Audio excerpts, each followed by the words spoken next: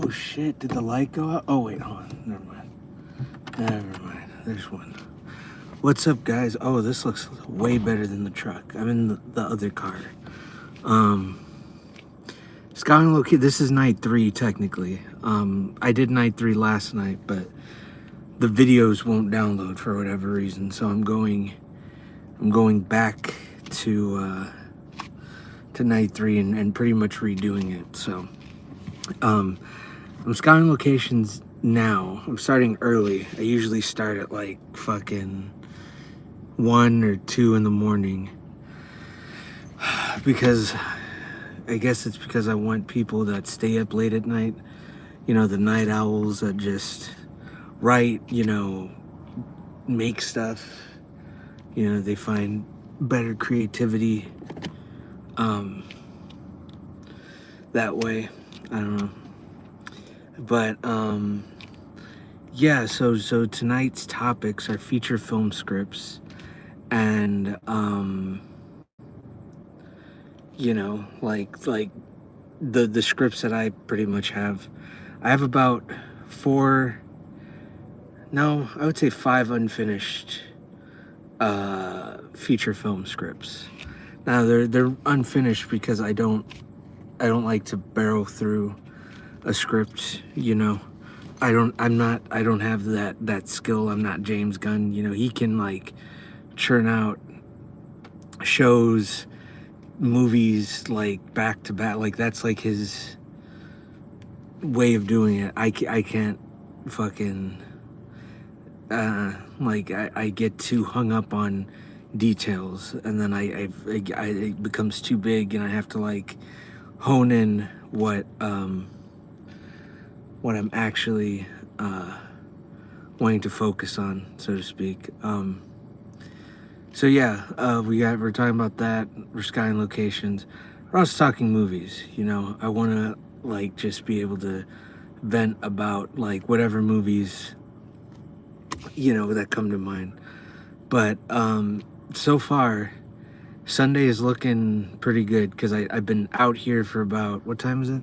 Been out here for about 30 minutes, and I've had like one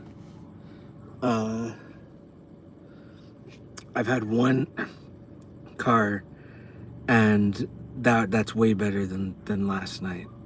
It's starting to pick up a bit more, but I think Sunday is probably when I'm gonna start filming my next short. But yeah, I started work on one of my older scripts. I think this is like and I have some finished scripts that are just in the drawer, and I occasionally look at that.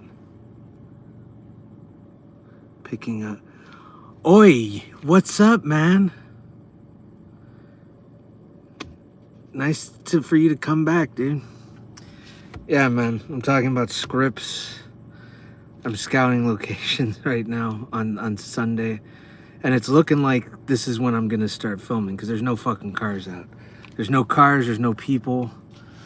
There's no fucks, you know, that are just wandering the streets. Last night, it was a fucking madhouse. I don't know what the fuck happened last night, but yeah, man, I'm talking about old scripts that I wrote in high school and middle school. I have one that I wrote in middle school that I don't know what to fucking do with, man. It's so fucking stupid. I'll actually share that one because it's the dumbest thing I've ever written. But it's a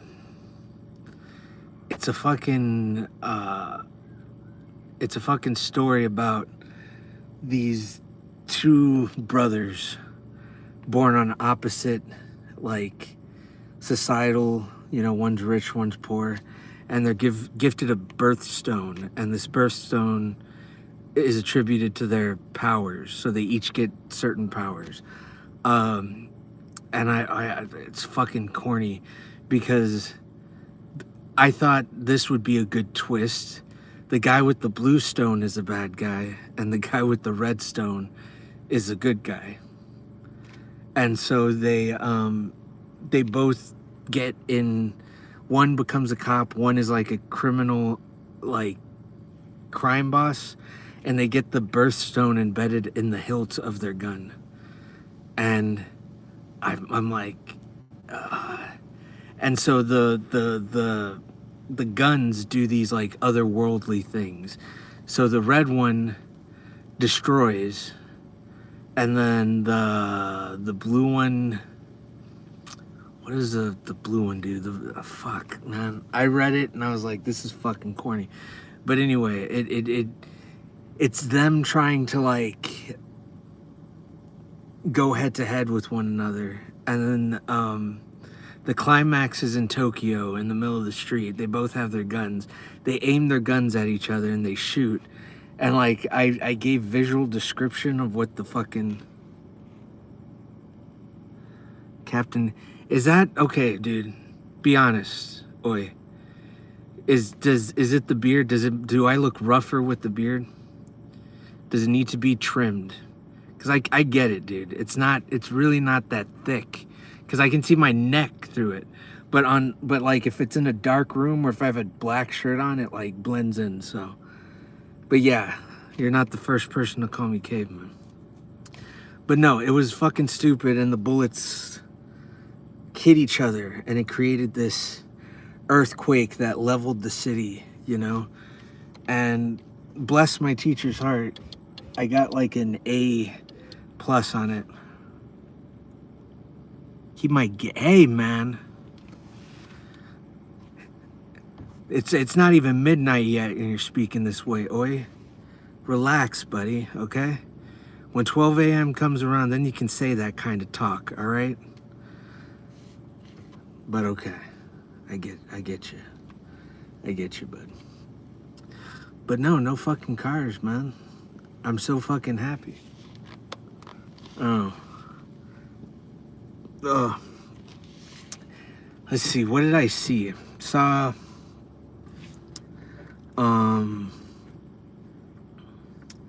I want to talk about One Battle After Another, because I saw that shit early. But I don't know if I'm still in an embargo, technically. I gave a review of sorts, but pretty much it's like Dr. Strangelove and No Country for Old Men. I will be some. Oh, you're a gin drinker? Nice, man. Nice. Is it just straight gin, or is it like, are you mixing it with like tonic? I usually go gin and tonic. So fucking refreshing. So underrated too. I've heard like people like talk down to gin, you know? They're like, but no, gin fucking hits even better than vodka, in my opinion. Sometimes, like, I think vodka is overrated, but that's just me, you know. If you're a vodka guy, I don't mean to offend you, but I'm more of a Scotch Speyside single malt type of guy. So, whatever that's worth. Oh shit, is that a cop? Oh shit. I think there's gonna be an ambulance or something. There's fucking lights.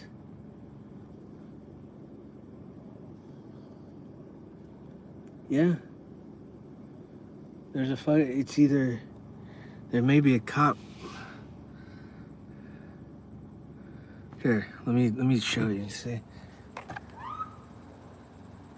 there's like something's happening.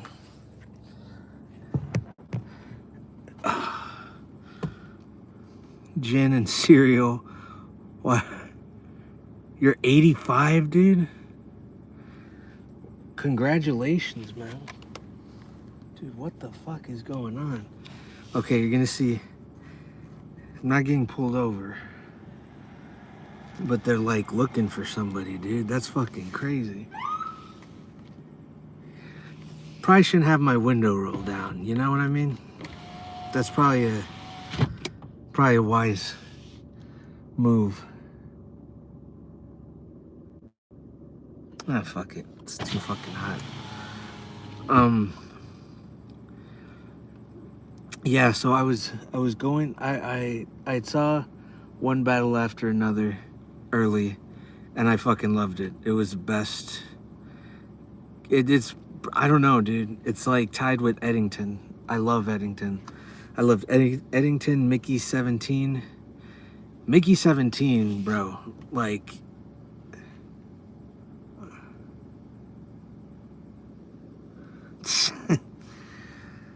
hey, man.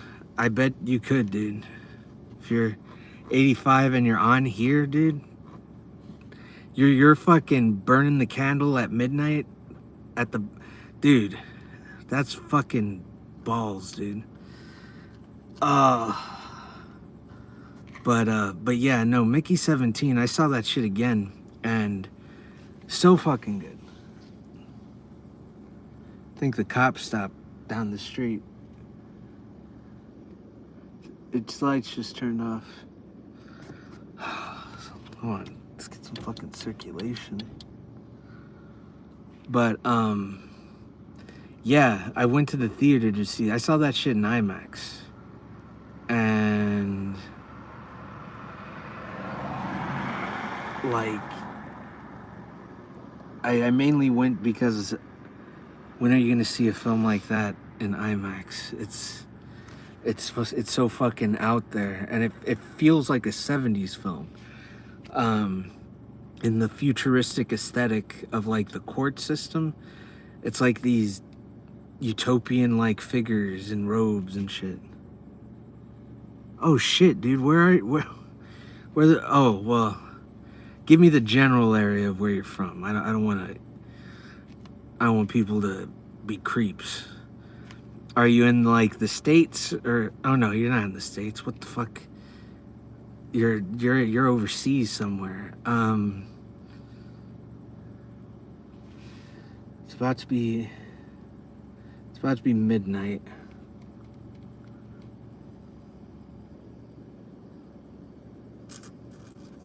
London, or in the United Kingdom somewhere.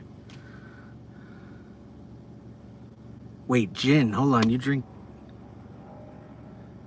drinking gin, so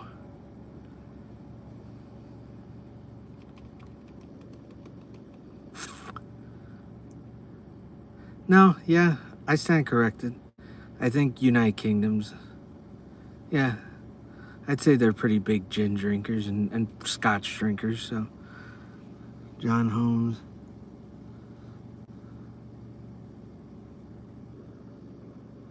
John Holmes and Seika.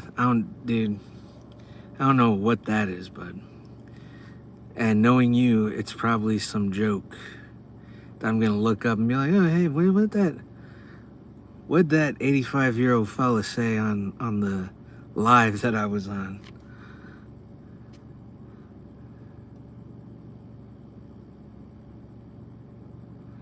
Oh, dude. Fuck yeah, man. Greece is fucking amazing, dude. I bet like everything. I would eat everything. Oh, no wonder you're 85, man. Good for you, dude. That's the fucking move, dude. Move to Greece. Mediterranean diet, can't fucking beat it, man. See, kids, if you live someplace like Greece, you can get away with drinking gin at 8 o'clock in the morning, you know, because the rest of the day is just net positive for your health. You're just eating just great fresh fish, and oh damn, it's beautiful. Damn, man, I want to film something there. It's just so next level. All right, hold on. I just don't like talking and there's a car coming, you know. I'm also trying to practice my ventriloquism so I can talk without moving my lips so much. I can get pretty good at it, but it's still really hard. All right, it's gone. But yeah, no, Mickey 17, dude. If you have any free, watch that, you know. People will say that fucking Mark Ruffalo is laying it on a little thick. you know, trying to portray a certain political figure. I don't really see it. It's too I don't know how to say it. He's too, not flamboyant. I guess flamboyant. I mean, Trump is flamboyant a bit. He can get a little flamboyant, dude, you know. But like, I don't know. It's more goofy and weird and eccentric. But yeah, it's Mickey 17, very underrated. Great practical effects. Like, they're these alien creatures that are all real and practical and done with like puppeteering, it looked like, and with some CG obviously, but that was a good film. I saw Sinners again. That was fucking good. I fucking forgot how great Sinners was. I saw that shit in IMAX. That was on a whim. Like, I took my uncle to see it, and he wasn't really well, he was interested, but he wanted to see how everything played out. But I was like, let's just go see it day one. And I think that's what we did. We saw it, not really day one. I think it was like the next weekend, before like the numbers came in, and it was like, oh shit, people are seeing this. More people are seeing this the second weekend than they did the first, which is fucking nuts for a film to do that, especially a vampire film. And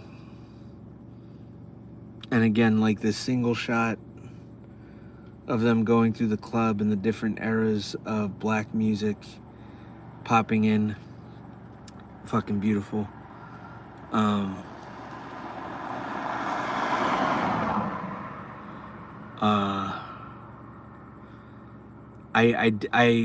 I did research on a lot of stuff.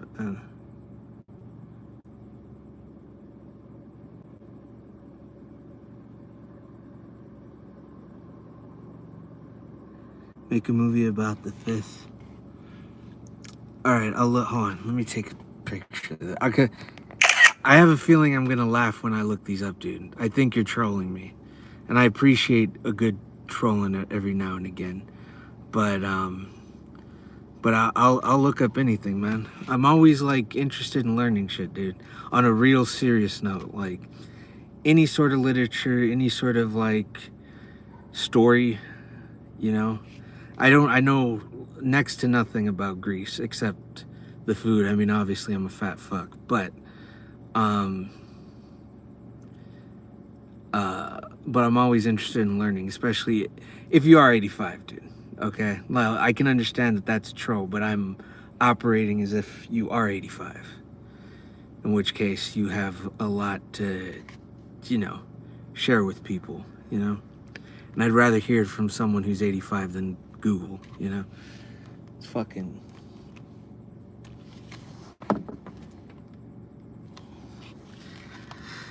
That's the one problem with this is like the truck's behind me. So what people like to fucking do is they hug the fucking, I don't know what it is. If there's no cars, right? There's 0 cars on the road.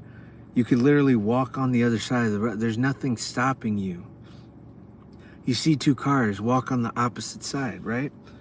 Well, these fucks like to hug the cars as close as possible, as if there's like, as if this is like a popular road and there's cars consistently coming down it and they have to watch out, you know. And even such, like, even if it was, go on the other side. We can jump on the ground. There's nowhere to go.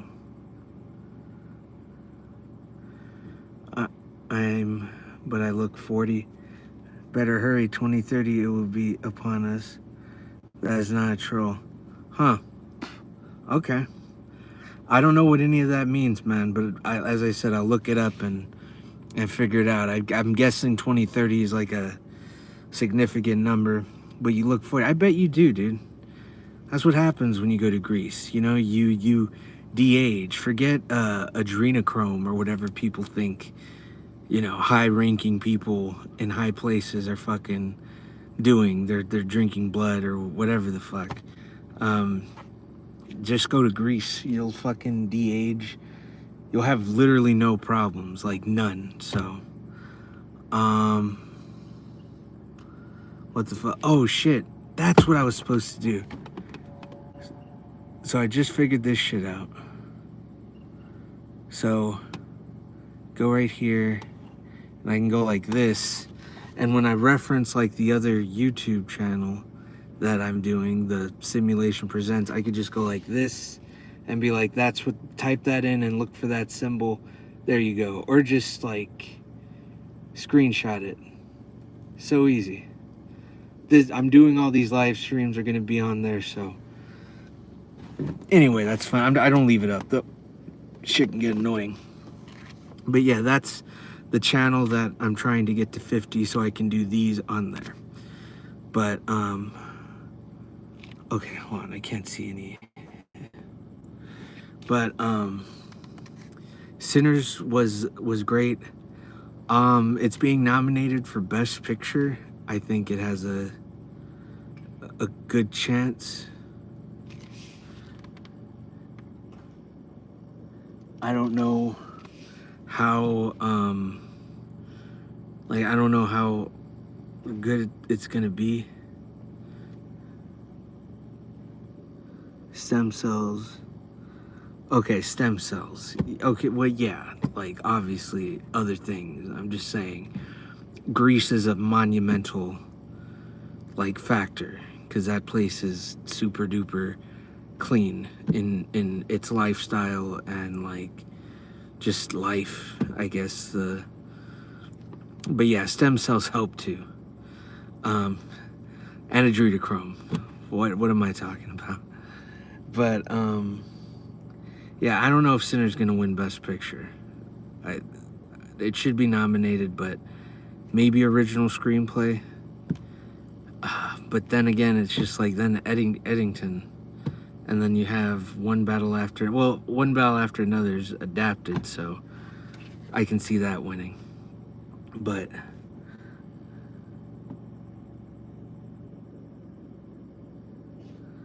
if I wasn't so hey man, you know, you gotta take the good with the bad, I suppose. That's part of being human. You know, there's a bunch of craziness that I'm subscribed to that, like, you know, that I just subscribe to just because of morbid curiosity. Like who's a wild card that people would consider a wild card?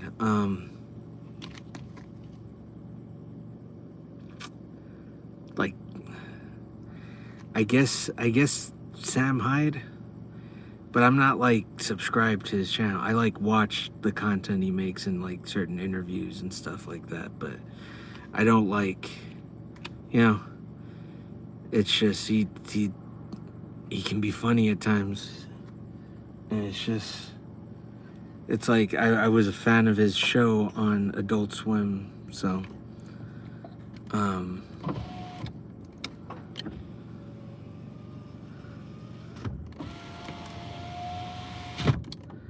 so yeah, I'm oh, that sounds way better. Yeah, so there's that. There's I'm trying to see. I keep hearing sounds, man. Like someone opening the gate, but like there's nobody there. I don't fucking know. It's fucking weird. Indoctrinated. That's funny, dude. I'm really not indoctrinated. I barely follow politics, to be honest with you. Like, I don't find any joy in going to like listening to people rant about, ironically, I'm ranting about bullshit, but like even just rage baiting shit, like it's fucking just tiring. It's exhausting. It's like Ugh, God. Change the fucking record sometimes, you know? Like, you don't have to have this persona. And so that's what most of it is just smoke and mirrors to get people upset. And it's like, But hey, fool, I think you liked this stream, bud. So you must. So, hey, I may be indoctrinated, but you did thumbs it up, dude. And don't say that you didn't, because you were the only person that came in, and when you came in, the thumb up came up with it. So I know you're a softy fella. I know you. Don't be a dick and take it away now. I know that's what you're gonna do, because that's what I would do. You AARP fuck. I know you. I'm just joking, but let's see. Yeah, I don't see Sinners winning Best Picture. It's Eddington or One Battle After Another would be my front runners. I would like it to be Eddington. Only because of how I've changed my opinion on Ari Aster.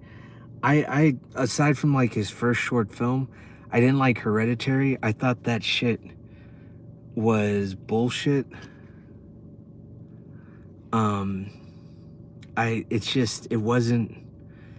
It was just okay. Like I don't really like religious horror. I just think it's corny, you know. Even though there's some outliers that I enjoy. I saw Late Night with the Devil, and I love that one. Because of the aesthetic and because of like the people involved. You know, when you read up on it, it was really a passion project for God, what's his name? Oh my God, dude, the fucking guy. He was Polka Dot Man in the Suicide Squad. But yeah, it was like his first ever like solo like lead, and he just knocked it out of the park. And I was very happy for him because he seemed like a really cool person, and he just kept on, you know, getting other, you know, things. I guess Long Legs I love too. That was Satan and shit. But most of the time it doesn't really like, it's not something I like sought after. I don't know if it is even, I don't even like Evil Dead. I don't think that's a religious horror film. I guess it technically could be. I don't know. Are the fucking Deadites, are they from hell? You know, they're demonic entities, so I guess on some level,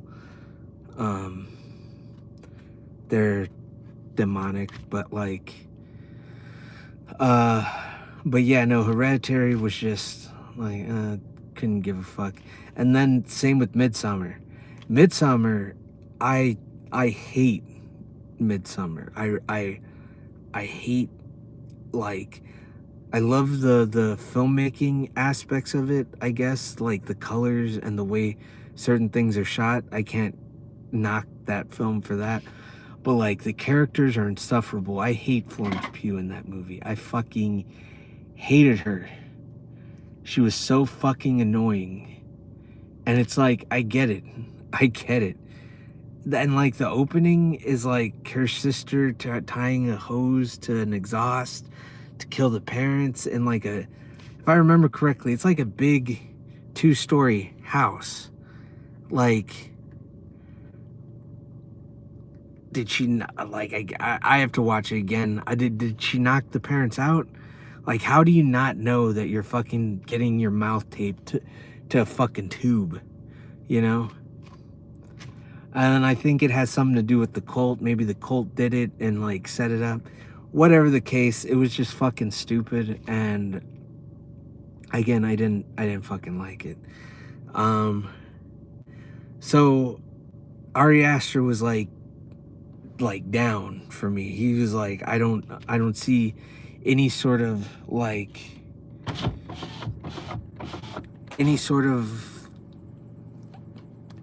anything special to make this dude like so high praised of a filmmaker, you know. Like I said, his short film was crazy. There's something wrong with the Johnsons, or something up with the Johnsons. But it wasn't until Beau is Afraid. That fucking movie, holy fuck, man. I didn't see it in theaters because it's like 18 hours long. And I'm like, I don't want to get disappointed. That's it. I didn't want to get disappointed if I went to go see Beau is Afraid in theaters, because I was like, did you burn with Hereditary? Because everybody was up my ass about that fucking movie. Everybody was like, you gotta fucking see this. This is the best fucking crazy shit. Oh my god. You're not gonna fucking, this is like, and it wasn't. It was okay. And then same with Midsummer. It was like, no, I'm good. This shit sucks. Then I saw Beau is Afraid. Beau was streaming. And I was like, fuck it, I'll watch it here. I can pause it, I can go to the bathroom, do whatever I gotta do. I don't have to like be committed to sitting in a theater and get disappointed and frustrated and all that. Oh my god. Beau is Afraid was next level traumatic. It was so fucked. Like it was like, again, one of those movies that is expecting you to have seen other movies, so it's not holding your hand the entire time. It's not explaining everything to you. You got to look and see shit and and like see like, what would this mean? What would that mean? There's a scene in the beginning where Beau, did I like Pan? Pan. Is that, who's in that? The name sounds familiar, dude. I just, Pan.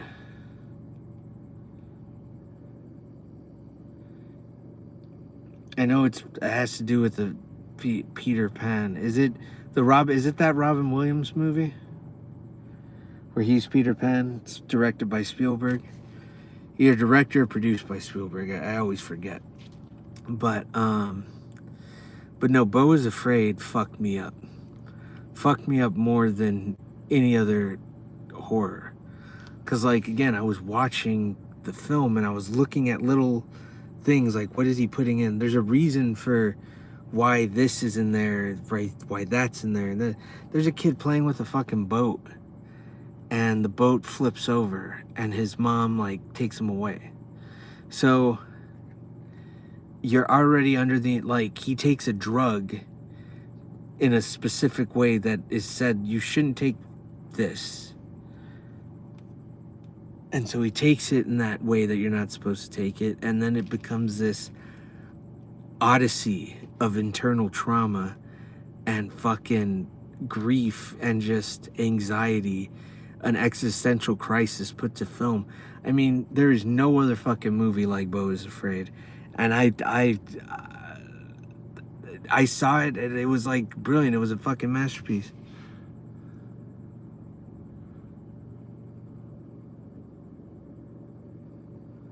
No, man. I don't know what Pan is, dude. Have no idea. I have no idea what that is, dude. That's if you're not, yeah. So, who knows? But it was a good movie. Peter Pan. LOL. No Pan. Okay. I'm thinking that it's sad. I'm thinking that that's what you're referring to is the Robin Williams movie where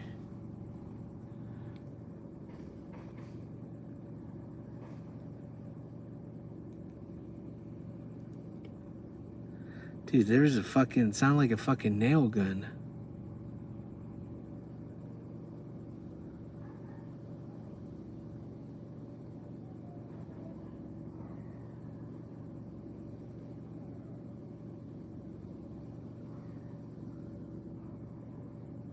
Hold on.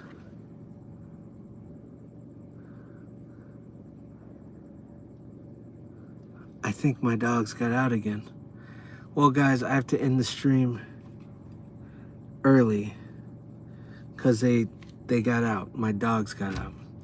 Son of a bitch. I might pick up a stream later, but hey, they went, so I'm not gonna catch them. I'll just finish this up. Beau's Afraid was the shit. Also, guys, the 4 of you, please, if you guys are interested, I'm doing all this to film or to do shorts or to do these live streams on my main channel. And that's this one, dude. Go there. It's The Simulation Presents is the channel. We'll see, you know. We'll see if any try. I've gotten like 3 or 4 people so far, so this is working to some degree. But I know it is Pan, but that's not the name. Fuck, man. All right, well, if you're gonna be up, I'm gonna be on later. Please try to figure it out, because I want to know what this movie is, because I want to see it. But anyway, Beau is Afraid was fucking fantastic, and like, it made me completely go against my disdain for like Ari Aster, and it just solidified and went up, you know.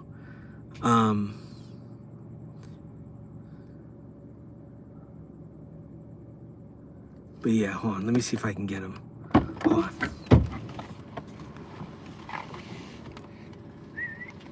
Hey, guys. Hey, come on.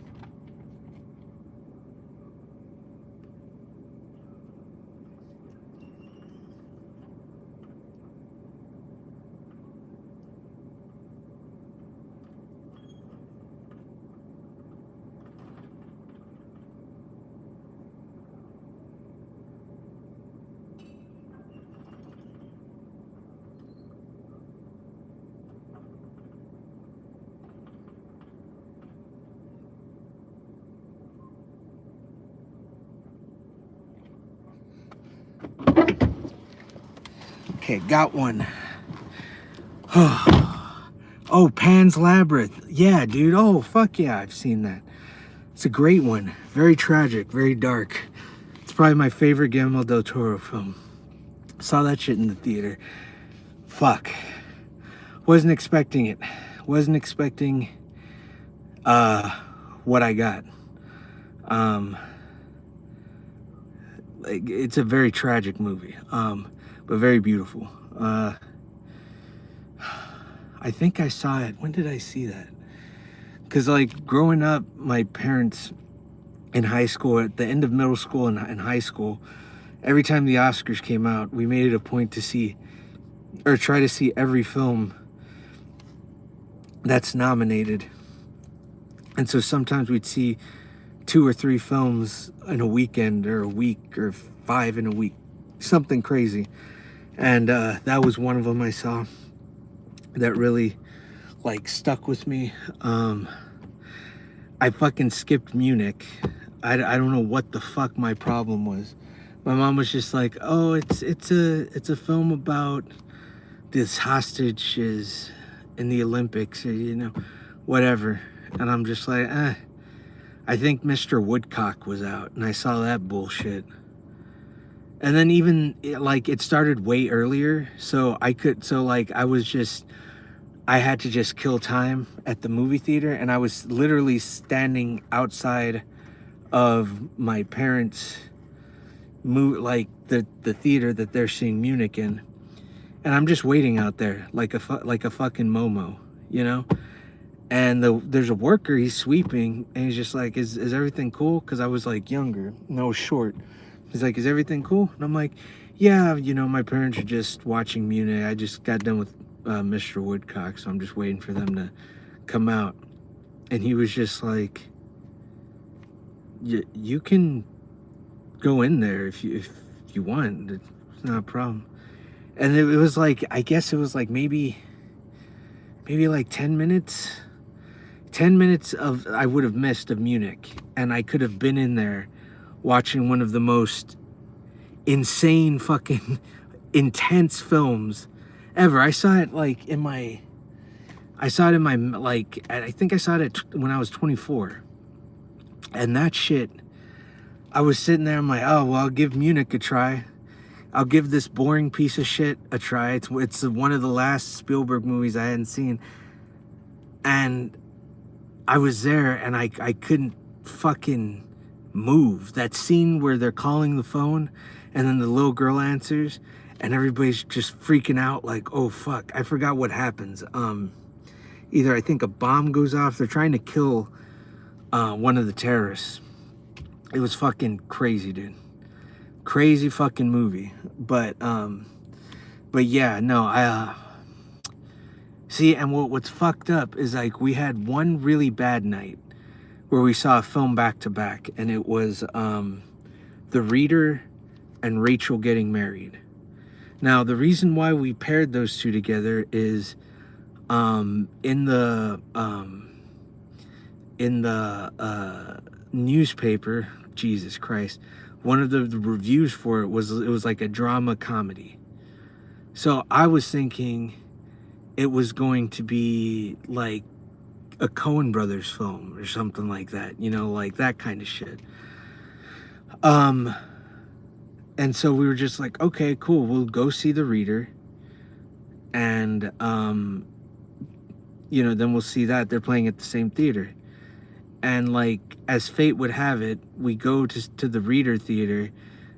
Rachel Getting Married was literally right across from the Reader. So once the Reader was over, we went just across the aisle. Now, the Reader was absolutely fucked. First off, as a teenage boy, I mean, you see pretty much Kate Winslet naked through a lot of the film. But then like that kind of disappeared, and then like I got sucked into the story, and it was just fucking dark and tragic and just very sad. It was a very sad. Ink? You mean Food Inc? I never saw Food Inc. And I wouldn't say now. I saw it at some point. But no, I didn't see that in theaters.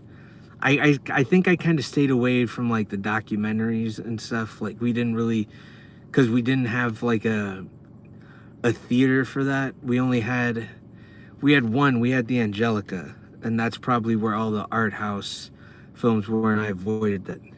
Ink. No, I don't think I've heard of that film.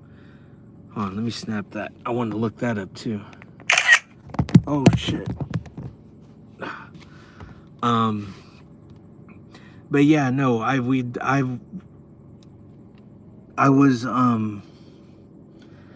fucking like almost to tears after The Reader. I'm like, oh great, I'm gonna see this comedy. Rachel's Getting Married. This is gonna be fun. Opening. Just the opening, the camera work is abysmal. It keeps on going in and out of focus.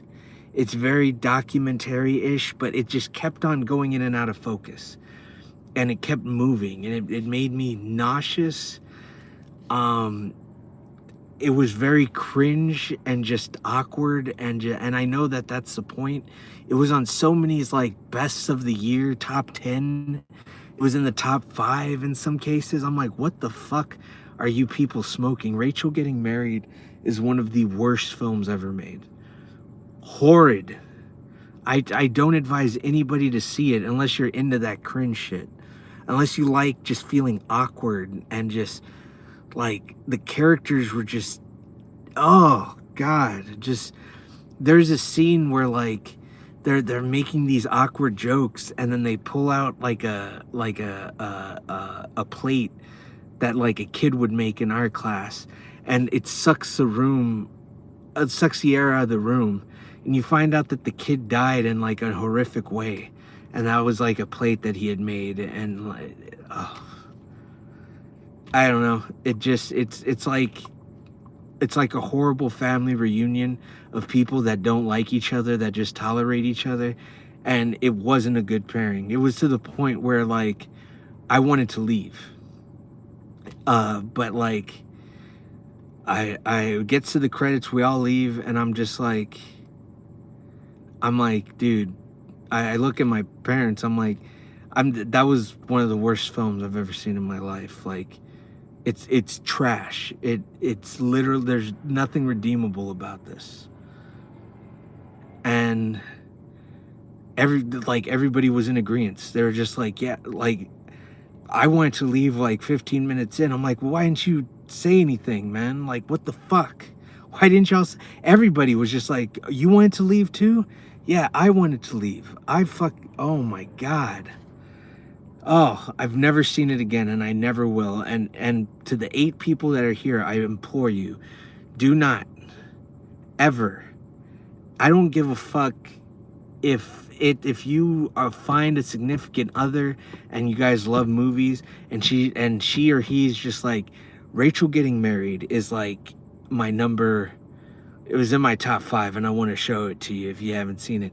Dump that person. You don't want that kind of energy in your life, because the people that like that movie are like psychos, like psychotic people. Um, and look, I like, it's to each their own, but fuck that movie.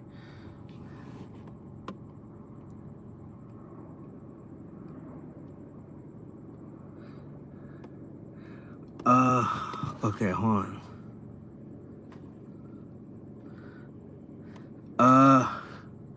I don't know how to make you a mod, but I'll tell you what, I'm gonna like, as I said, I'm waiting on my other dog to show up so I can go catch him. But I will look into it and I will make you a mod, because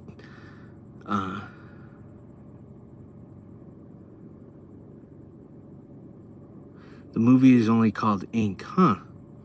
Okay, I'll definitely check it out, man. Thanks for the suggestion. Where was I going with that whole craziness? Yeah, so back to like, Beau is Afraid won me over. Edington, like everything I was hearing about it, I was like, it feels like, you son of a bitch, Oi. Well, Oi, a good system is a good checks and balances. You know what I mean? You gotta have good, you gotta have bad. You can't have too much good. You can't have too many brown nosers. Okay, that's the one thing. That's one thing people don't really talk about. Is like everybody makes mods like, oh, the people that are just constantly on their nuts. And it's like, nah, I want a nice balanced bunch. You'll be the, oh, there he is. Oh, hey, bud. Hey, buddy. Let's go. I'll be back, guys. Hold on. I'm gonna turn this off and turn this off.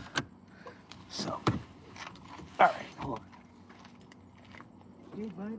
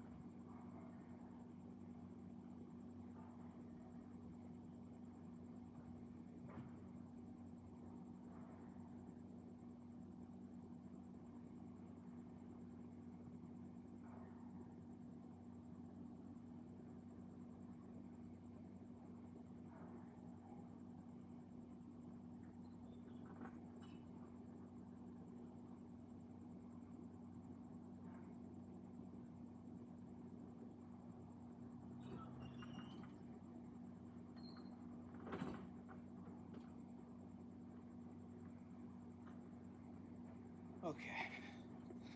Oh, Jesus. That was fucked, man. Fucking hell.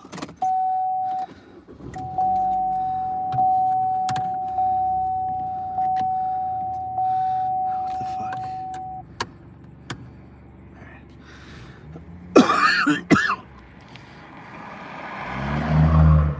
Okay. So at 12:26, okay.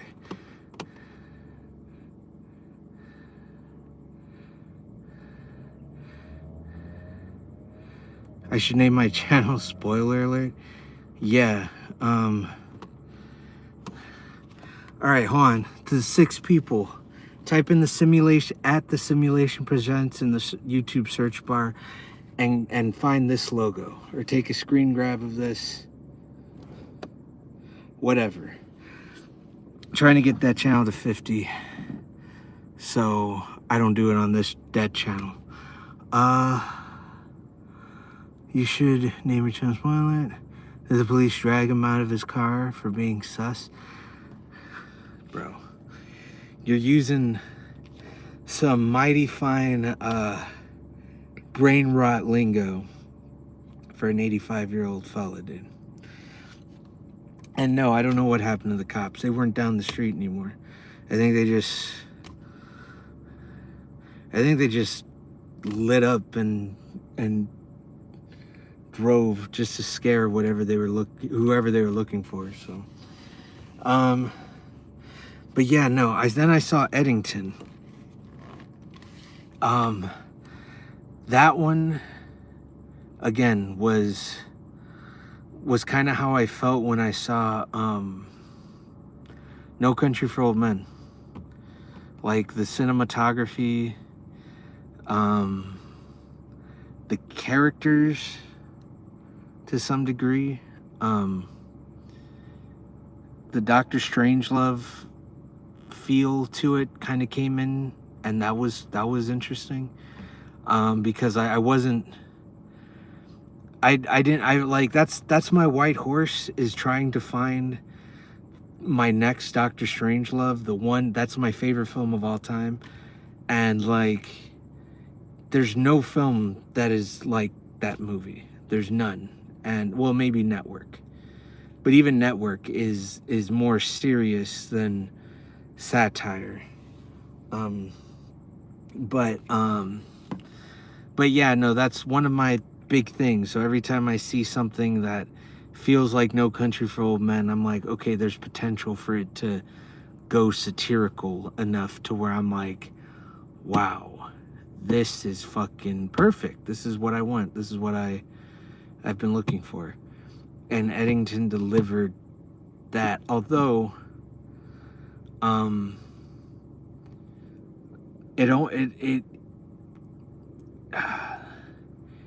I'd say it goes a bit too dark in certain, like in certain ways, unlike Doctor Strangelove, which is crazy because that movie's about like us flying nuclear bombs into Russia, and the Russians having this device that if they are attacked, it blows up and it pretty much encompasses the world in this shroud of toxic gas.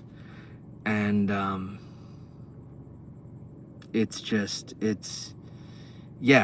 fucking dark, and it's fucking, but like Edington goes dark, but it feels like it's going, like, it feels like it's our generation's version of dark compared to theirs, because that shit was made in like the 60s, late 60s, I think, maybe early 70s. I think it's 60s.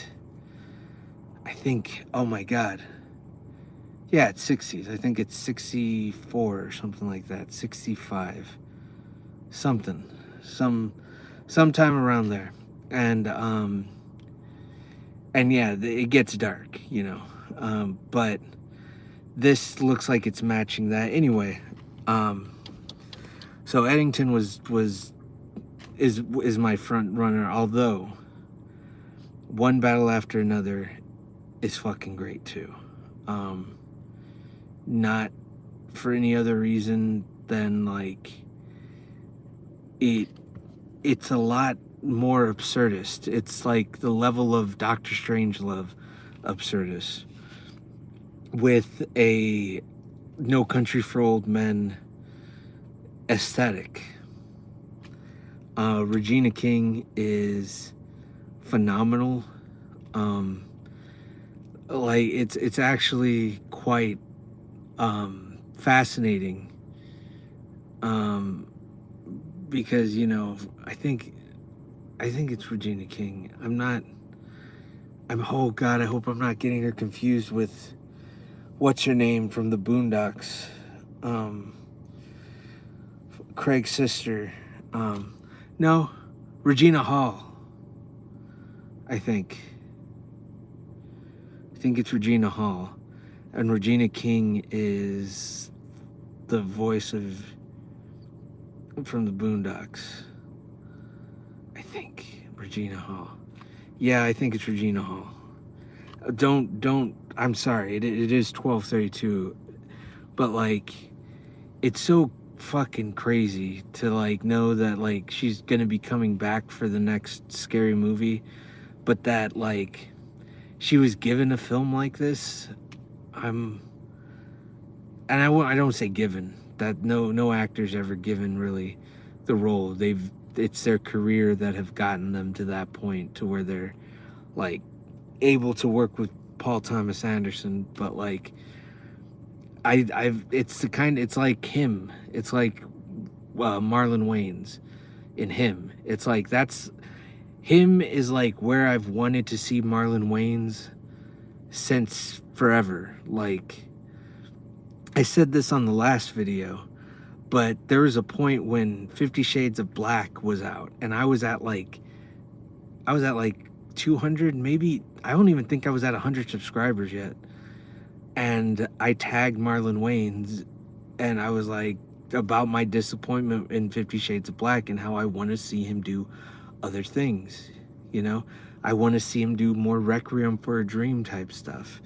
And I want to see him like go beyond like the just surface level like I want to see him try in a way that I haven't seen him try before.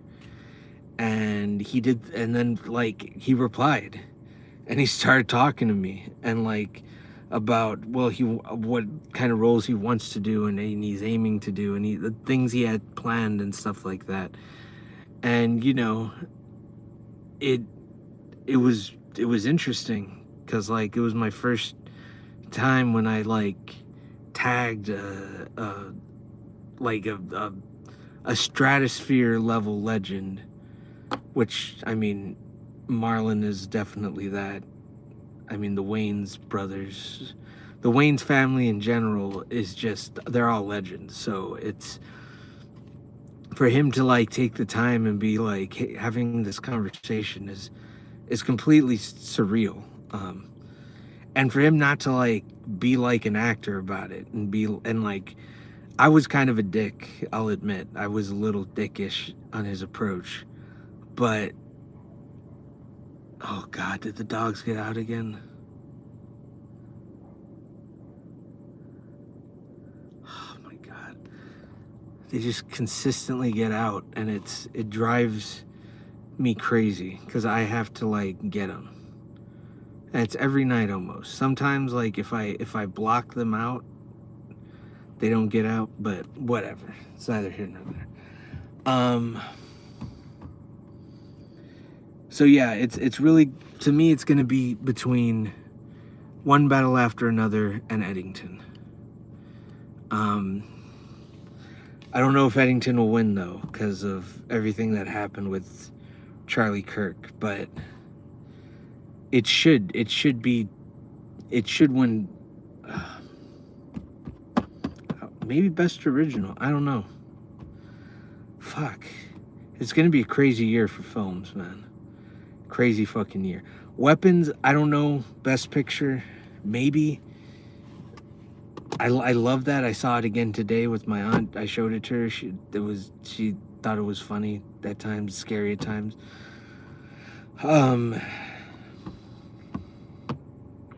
But yeah, it's just I look back on this year in particular, and it's been a pretty fucking solid year of films, and like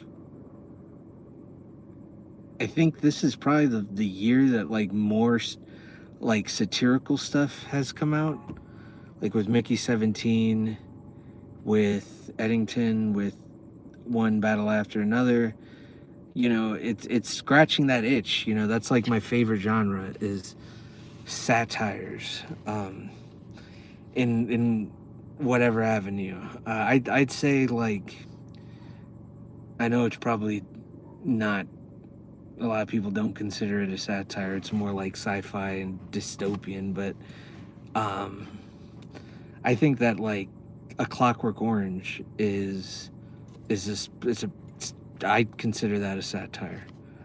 Um, but yeah, no, I'm spoiled with satires. I'm glad, and I don't think I've seen a superhero movie since. Like I saw The Toxic Avenger, but that's about it. I didn't and that's because out of respect, you know, like The Toxic Avenger, although I didn't like the first one when I first saw it as a kid, that shit fucking disgusted me to no end. And I felt so sick to my stomach. I'm like, how the fuck can someone make this bullshit? It wasn't until later that I fucking saw it and was just like, okay, I understand now. I understand the hype. And I think at around that time, um, before I saw that movie, the one that really fucked me up, the movie that fucked me up more than any other fucking movie, uh, at that point was House of 1,000 Corpses. Like my friend Josh, who had passed away a couple years ago, I think last year.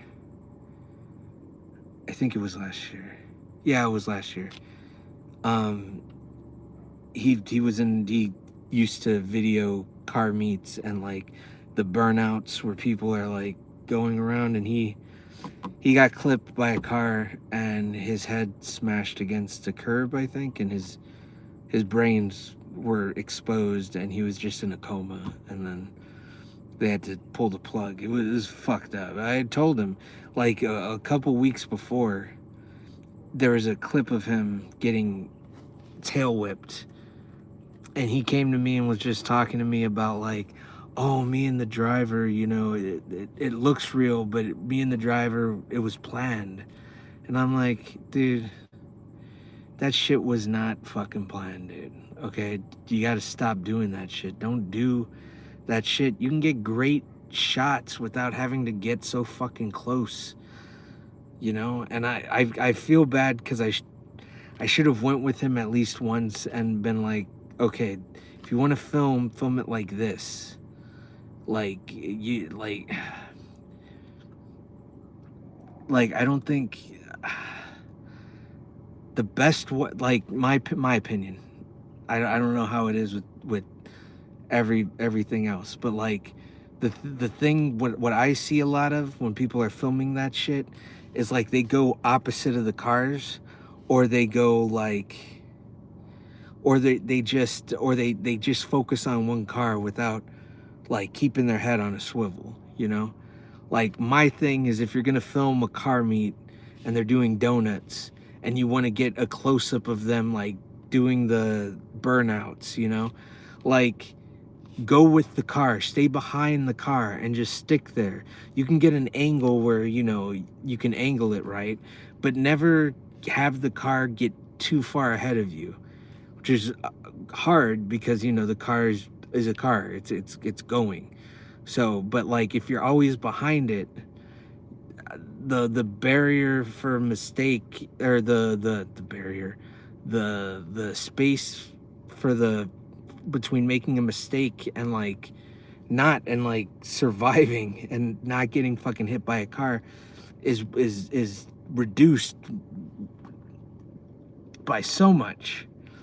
And it's because you're behind a car. You're not in front of it. You're not getting in any, it's not going to stop, you know, it's not going to suddenly stop. The whole point of it is to burn out.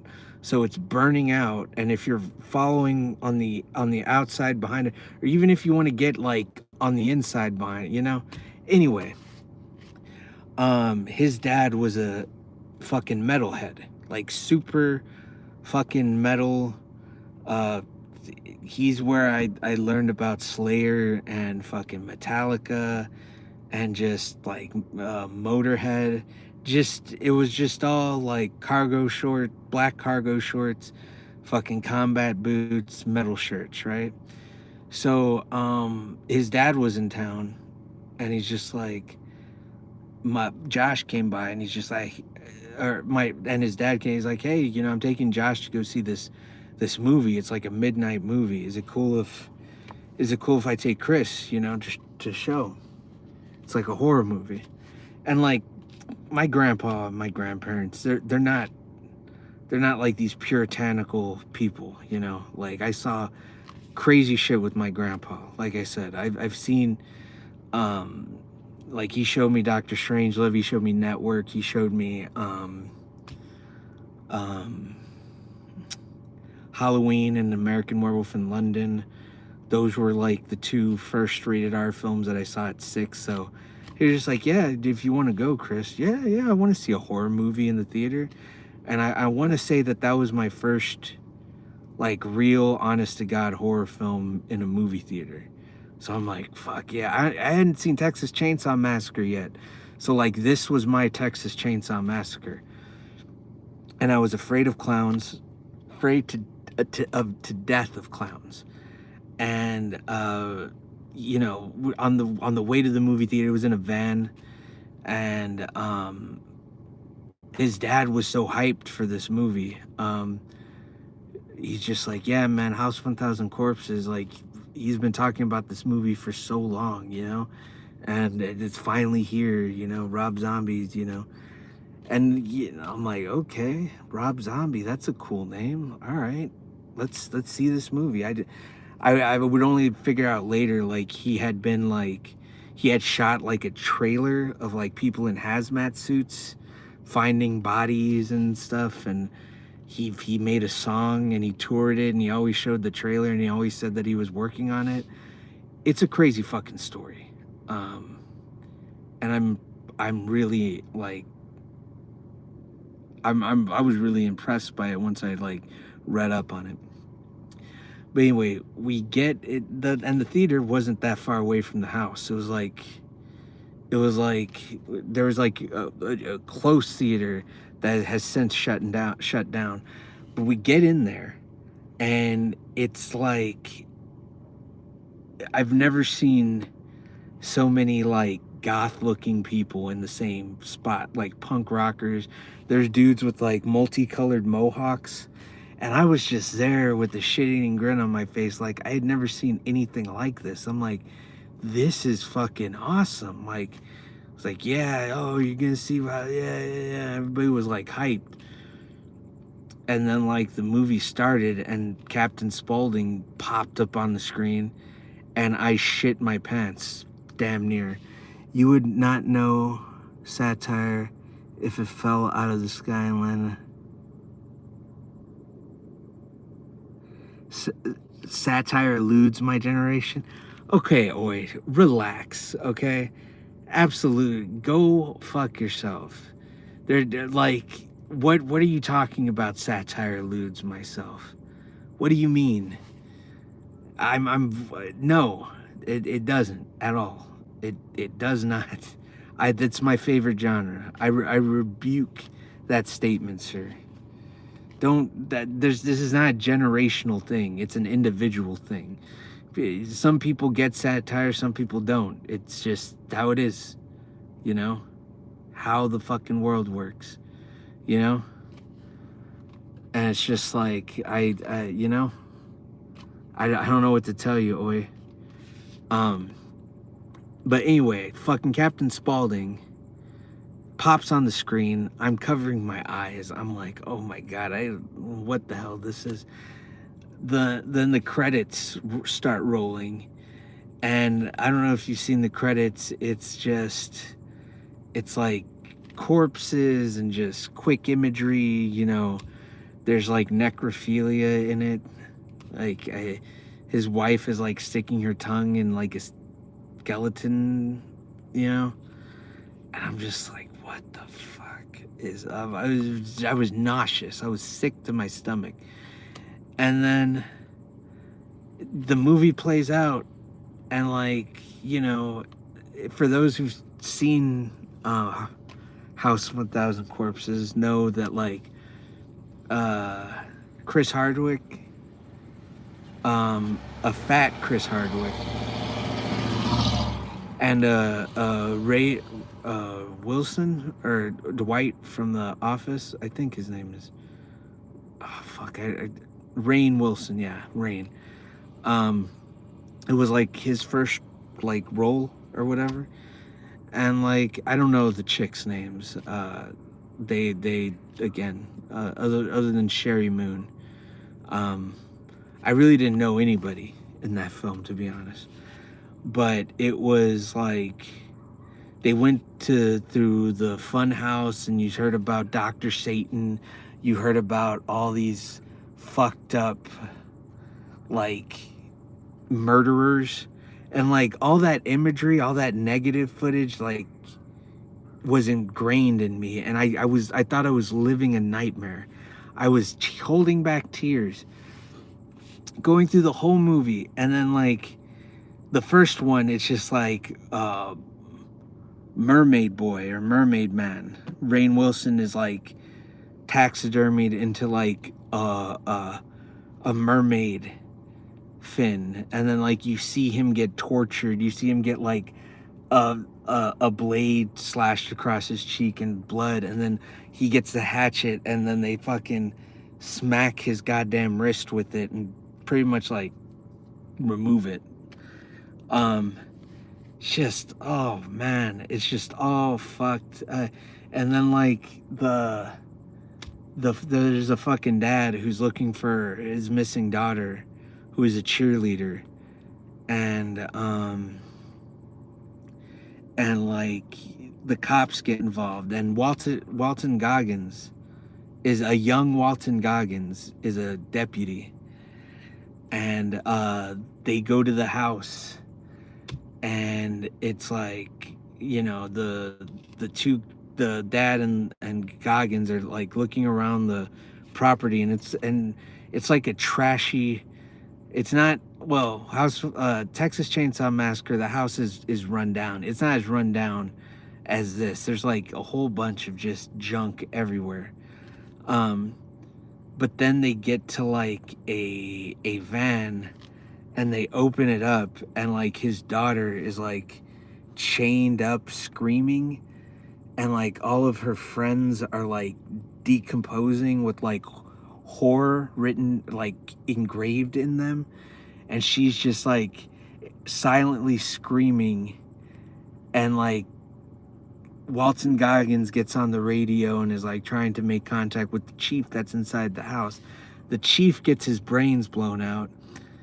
The dad, or Walton Goggins, is like, go get help, and the dad turns around, and that's when fuck, what's his name? God damn it, I always forget their names. I know they're the animal crackers, the Groucho Marx. They're named after Groucho Marx characters, but the dad gets shot, and like the scene from Pet Sematary, when Gage gets hit by the semi truck, and you just see his little bloody shoe rolling down the street, and then Polaroids like landing on concrete of like birthdays with the whole family and the dad shrieking. Oh God, when I saw that eventually as a kid, I saw that probably a little bit after that. I may have seen it before that. I don't know.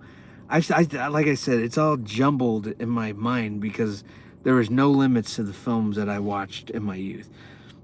But the fucking dad gets shot, his chest blows out, and he collapses, and you see this like Super 8 video of Christmas with his daughter smiling and his wife there, they're happy, and he gets shot again, and then he just falls face down in a puddle of mud. And then Walton Goggins is there, and I forget his name. Fuck. Come on, Nui. I know you're out there. The guy from fucking the Texas Chainsaw Massacre 2, the guy with the plate on his head.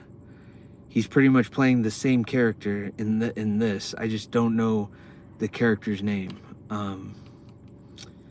But anyway, it was just that shot again. This shot was ingrained in me because he like has Walton Goggins at gunpoint, and the camera's like a bird eye view crane shot, and it's in slow motion, and it's slowly pulling back up and up and up and up, slower and slower and slower, up, and it holds, and it's silent. There's no sound. There may be birds chirping, but there's nothing. And you're just like, and me as a kid, I'm just gripping my seat with tension. I'm just, come on, kill him, shoot him, do something. And then that fucking gunshot just, oh, fucked me up. So then, like, the movie continues to from there, more vignettes, and then it's like night. And this is when the them in rabbit suits comes into play. They dress the surviving members in rabbit suits, and they they have them tied up in the house, and the dude comes down, the guy from Texas Chainsaw Massacre 2 comes down, just entire body, like the dad's been skinned, and his entire he's wearing all his skin and his face, and like the girl is like all dazed, and she's like, "Oh, daddy, is that you?" And then he's like, "Give daddy a kiss," and then just like kisses her through the mask, and you see his tongue, and it's just, and she's, oh god damn, dude. And I'm seeing this as a fucking child. I'm like, fuck, God, I'm gonna throw the fuck up, man. And then they run rabbit, run rabbit, run, and then they're just running in a field, and they end up in a hole, and inside the hole is like a catacomb of like these fucking of the killers that you saw in the beginning through the little funhouse ride. And you see Dr. Satan, and he has Chris Hardwick's skull open and brain exposed, and Chris Hardwick's like stammering, his blood's coming out of his mouth, and it horrifying. This guy in this My Bloody Valentine gas mask, goggles, and I want to say it looks more like it's melted into his face, and his like brain is exposed, but he has like an axe, and he's like, it's a real axe, and he's fucking swinging it at this chick, and it almost gets her, like. And that was like another big thing that people talk about, is like they used real weapons, and this guy got really fucking close on a number of occasions. But anyway, the movie ends. I get up and I run out. I run the fuck out crying, and I'm running faster than I've ever ran before. And then I don't see the curb. I run, and I just fucking eat shit, the hardest I've ever fallen, and my entire leg is just scraped from knee to ankle, just scraped. And I'm crying because of that. I'm crying because of the fucking movie. His dad is freaking out because he's just like, wow, I didn't think, like he messed up, you know? And it scarred me. And I had never watched it for a long time after that because of like that first experience seeing House of 1000. Then in high school, I was like, dude, I gotta see this again. I gotta fucking see this movie. It's fucking ridiculous. You know? So I throw it on and it's good, but it's kooky. It's the most corny, wacky. It's not scary. It's fun. It's like a fun, dumb, not dumb. I don't want to say dumb. House of 1000 Corpses has creative merit behind it, but it was enjoyable, and I was like, God, yeah, I can see as a kid being scared of this shit. And then I saw The Devil's Rejects. The Devil's Rejects is another fucking thing that I saw. That one I saw when Blockbuster was closing. For those of you who aren't aware of what Blockbuster is, it was like this video store where you rented DVDs, right? So they were closing. They were out of business. And there was one next to us in Dallas. And like, it was the last few days. And I remember going in and there was still a lot of stock. Like there was a lot, the horror didn't look touched at all.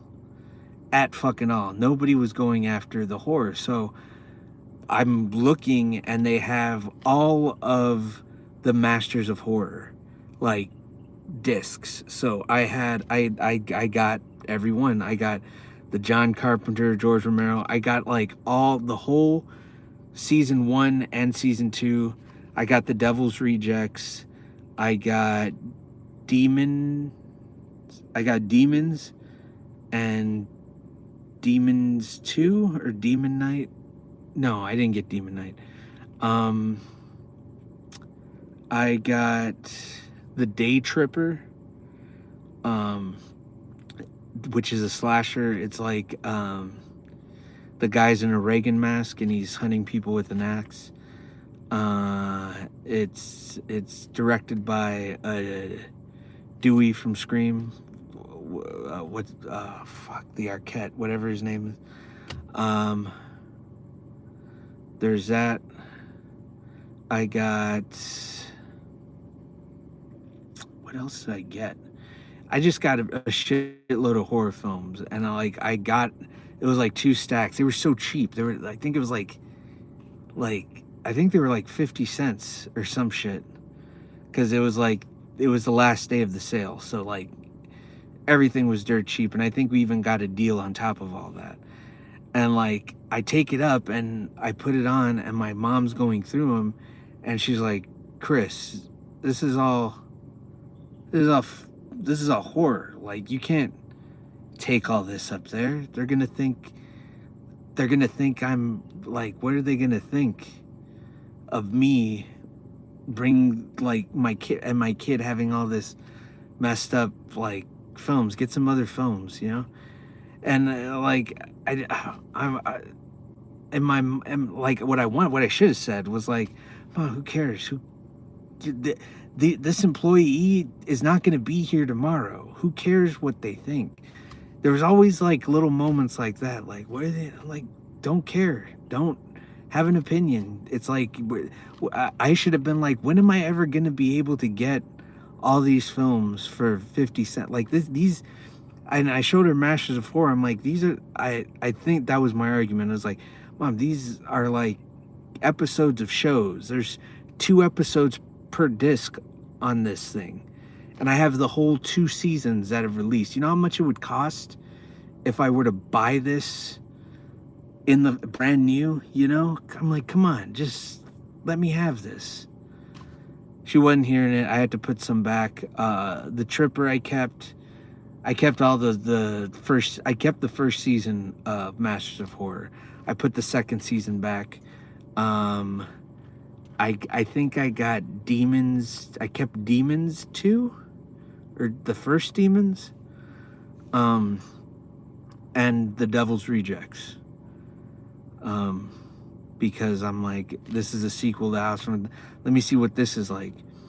And that was the first one I saw because I was like, I want to see it. Brilliant, brilliant shit. Loved it. I really it really. Oh no, I got. I think I got Rob Zombie's Halloweens as well. I think I got those too. But yeah, I saw The Devil's Rejects, and I'm like, I want to see more of this. I want to see what he is able to do with more, like with a more grounded story. You know, Rob Zombie. I know Rob Zombie can do the cartoony monsters, different color lighting, and like the campy look. I know he can do that shit. It's just I like when a filmmaker's like, I want to get serious with this. I want to make something that is gonna fuck people up on a realistic level. And The Devil's Rejects was a solid follow-up to House of a Thousand Corpses.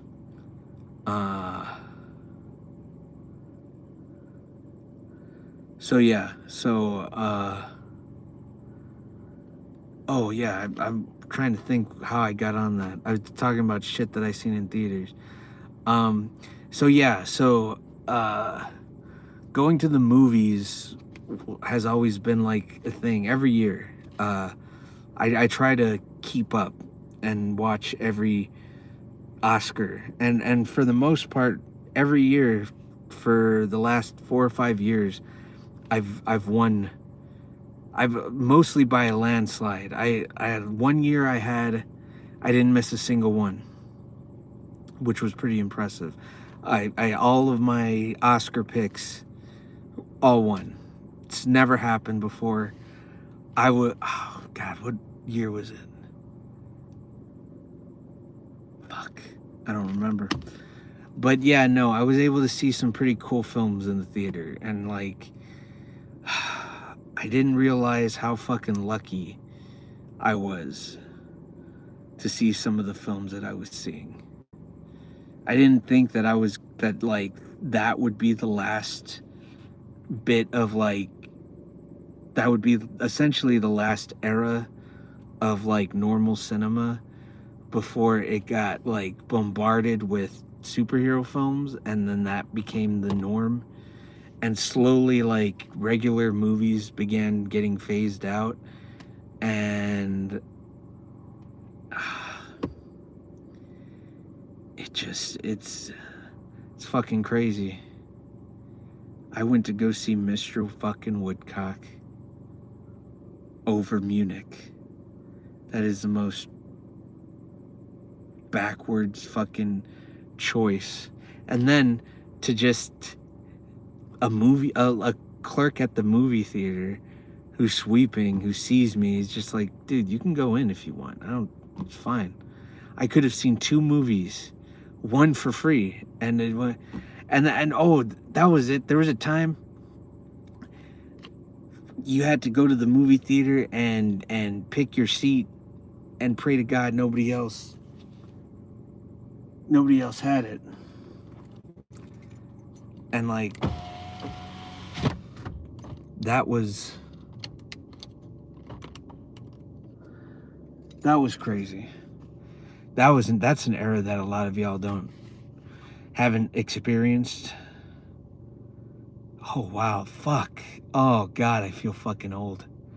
I feel so goddamn old saying that. Cause I think but like my little sister, no. She's always gotten select whatever seats you want. Oh, fuck. It's fucking nuts, man. It is fucking nuts. But hey, 11 of you are here. I'm gonna do this one more time.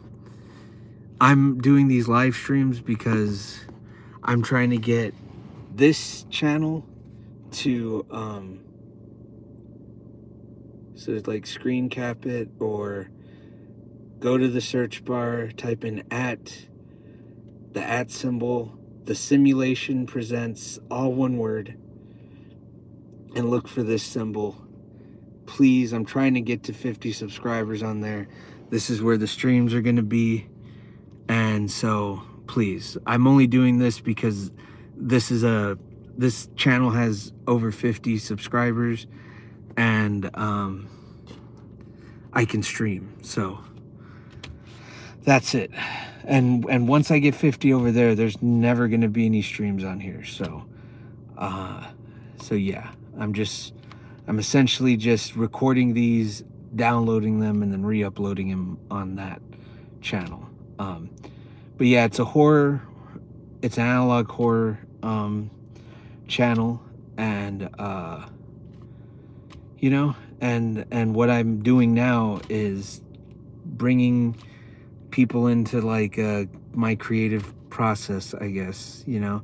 This is something that I would be doing by myself without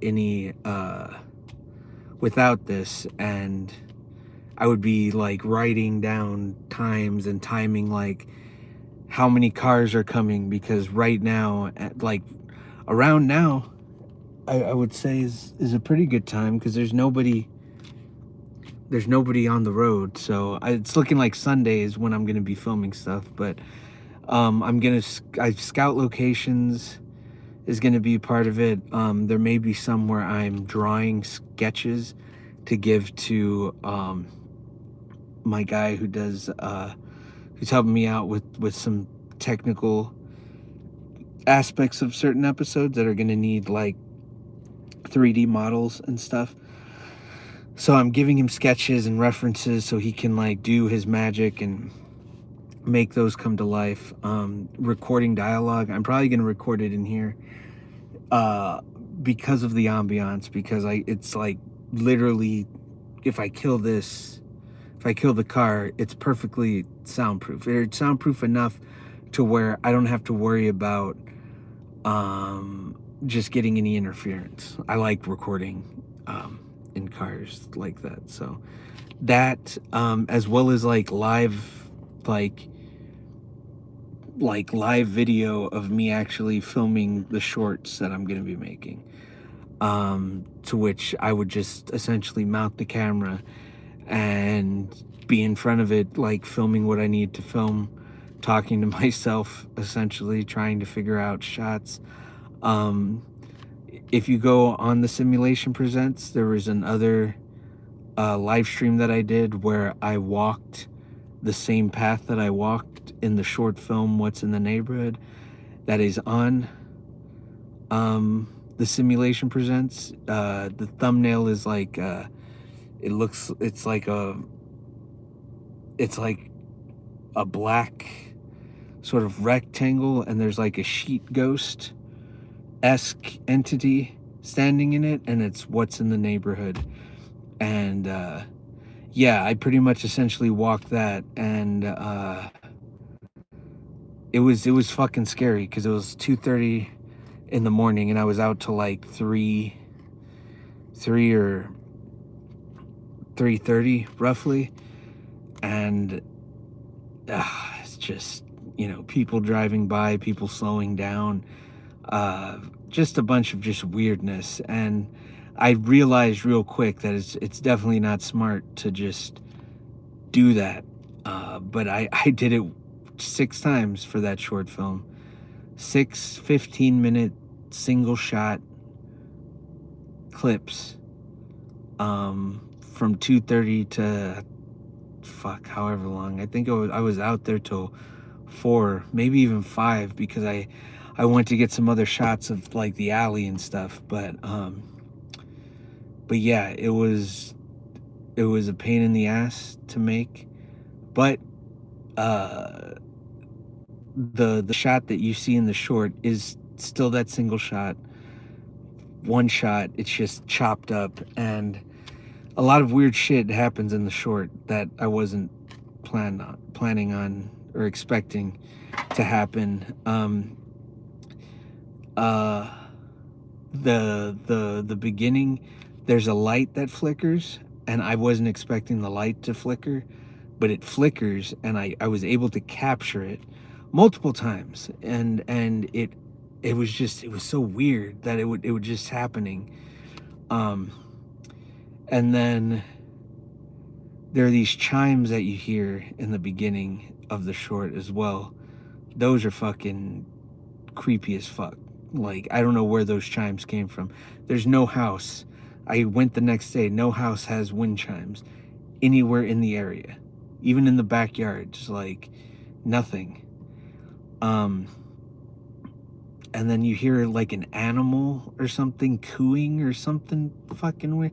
May have been an owl, but I've never heard whatever that was. So I kind of wrote it into the short. So, it's something that, I'm going to eventually address, in one of these shorts. But it was fun, man. A lot of happy accidents. There's a lot of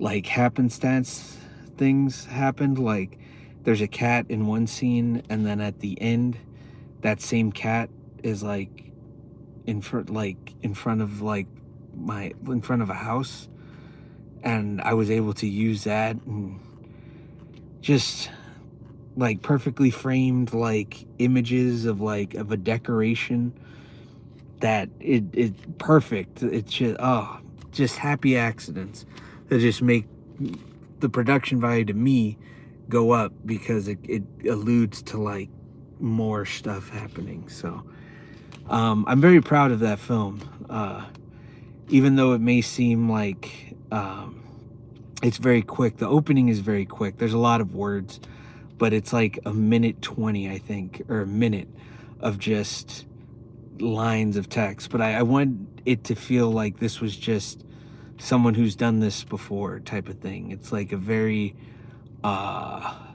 it's like a corporate video. It's like someone watching a video of a pre-recorded event and trying to analyze it type of thing.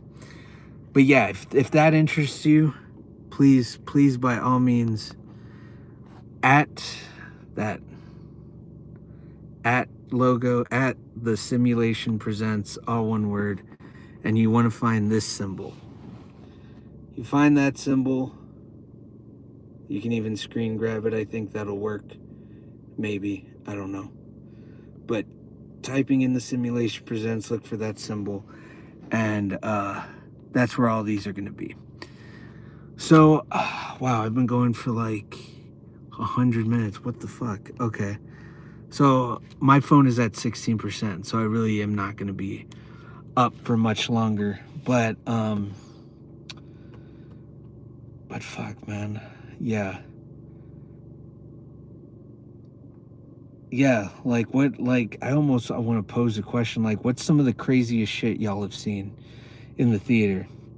Like, I'm always curious to see like people's first like films that really stuck with them in their youth, and evolved from there. But man, it's nuts. It's very, very nuts that like we all fucking, I know people that don't like movies and shit. They're more music or video games, but I don't know, man. There's something fascinating about films and them existing for as long as they have, and the stories, as it's funny that you can still get surprised by films even after 100 years, and you can take so much away from it. Like, and again, I'm bringing up Ari Aster because he's one of those directors that fucking I didn't think was good in the beginning. Like, I didn't like him, and for him to just like do Beau is Afraid and completely redeem himself in my eyes with that movie, and then to do it again, to like make Edington, it's fucking crazy. So, oh, and Shin Godzilla. That's the other one I mentioned last night. I saw that one on a fucking whim. I found out that there was a one-night showing here in the States. I think it was either one night or two night. Anyway, whatever the case was, I was like, I begged my mom, like, Mom, let's go. Let's go see a Godzilla movie. Because I had never seen a Japanese Toho Godzilla. And that's something I've always wanted to see, you know? Even as a kid, like, Godzilla 2000, I saw, like, trailers for it. And I'm like, what the fuck? Yes, let's go see it. And, like, before I knew it, it was on the fucking shelf at the video store. Like, what the fuck? When the hell did this come out? I just saw a trailer for it. It was going to come to theaters. But I didn't fucking know that how it operated was like, it was just one showing at like a boutique theater probably. And it's just, and I never got the chance. And then it went on like, after Final Wars, I didn't see that one either. But like, it went on a hiatus. And then, Hideko Anno of Evangelion.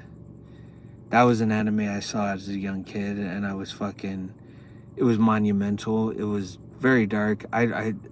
Evangelion is not something that is like Doctor Strangelove. I don't think there's another anime like that, except for like Attack on Titan. Attack on Titan, that's what ruined that show for me. I was watching it and I was like, oh yeah, I like this. This seems fucking cool and all that shit. Yeah. And then I'm watching it with my uncle who wasn't feeling it. And then he's just like, yeah, this is just, they just are doing Evangelion. And I looked at it and I'm like, fuck. You're absolutely right. They're doing a shittier version of Evangelion.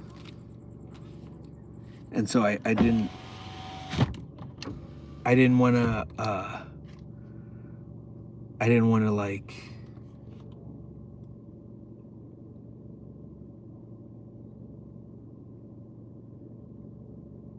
okay, hold on, let me turn this off. Sorry guys, I hear some voices and I don't want people to know that I'm in this car. But anyway, yeah, so Shin Godzilla was the first one I saw in theaters, and Hideko Anno was in the process of remaking the Eva series but in films, and he was like fucking, each film came out like, I think the first two came out like within 2 or 3 years of one another. And then 3 came out after some time, like maybe 4 years. And then like a fucking decade between that and the final part of Evangelion. Like the final chapter that they were going to do. And in between then, he was offered Shin Godzilla.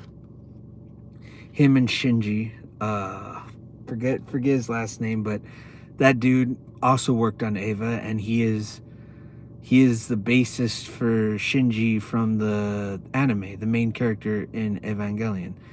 That's where he got his name from. So like these two prominent figures that were so influential to me are given the opportunity to make a Godzilla film. And not only that, I found out like later on, like recently, after I saw the 4K version, which I will talk about here in a second, but like he put scores from like different eras of Godzilla in different points, and he put in like Evangelion music from the anime. He put some of that in there as well. But I fucking loved it. I loved the politics. The politics felt very Evangelion. the design of Godzilla, the different stages um of his like birth, very Evangelion. They kind of feel like what the angels were, uh and the stages for that. Like there's one angel, and then there's um I forgot. I think it's like stage 2 or stage.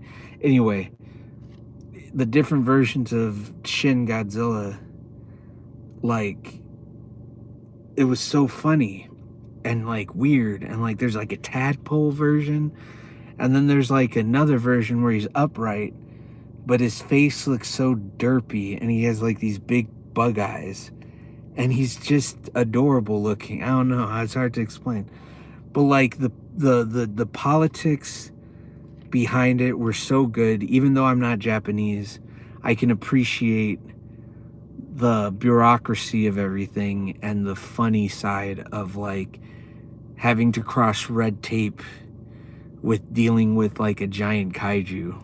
It's brilliant stuff. And like, I'm not gonna spoil anything for this, but like the ending, my jaw was on the ground. Nothing ever you'd ever seen in any Godzilla film since, you know. And I love Godzilla -1. I love all the Godzillas equally.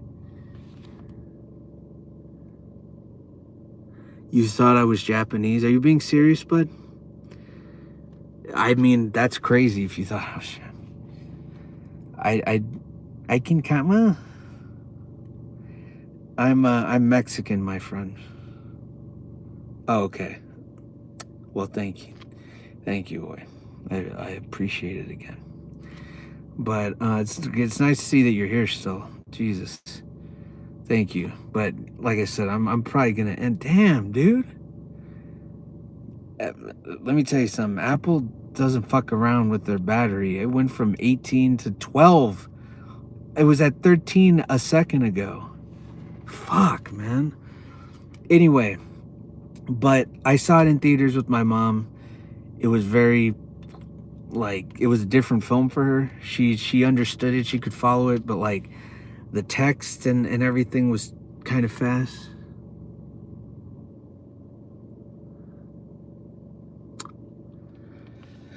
First off, I don't run anybody off, dude. You, as an adult, as an 85-year-old man, made the conscious decision to leave, bro, okay? I did not run you off, fella, okay? But then, like, before Godzilla -1, like, when Shin Godzilla came out, and I saw the box office, I'm like, oh, the box office is a little low, you know? Like, what does that mean? Are we not going to get any more? Because, like, the way they ended, it felt like they were going to give us more at some point, you know? Turns out, Shin Godzilla was so monumentally successful in Japan, like, more so than Godzilla -1, if you can fucking believe that. And that won an Oscar. But it was so monumental and so beloved that they did a 4K remaster that I was fortunate enough to see.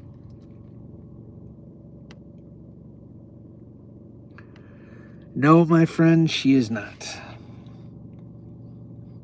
And even if she was, bro,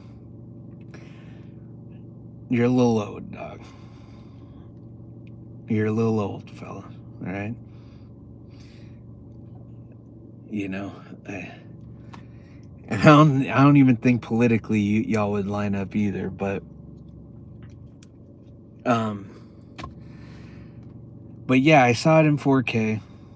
They did a fucking awesome job. And if you had seen the first one and felt lost, this remaster was so insane. Like, I don't know what it is about, like, I guess it's the love of the franchise, because they really put love into this, because they used fucking iPhones at points to film footage for that film. You don't know my politics. That's true. That is true, Oi. You could be just a massive you could be the most liberal dude on this planet that likes to just ruffle feathers, that just likes to be a wild card, dude. I mean, you do live in Greece, so, I mean, I don't know what that means. I know you're American, okay? You've made that clear, bud. Oh shit, I'm about to sneeze. But anyway, oh, you live off the coast of Greece. Okay. Okay, I got you.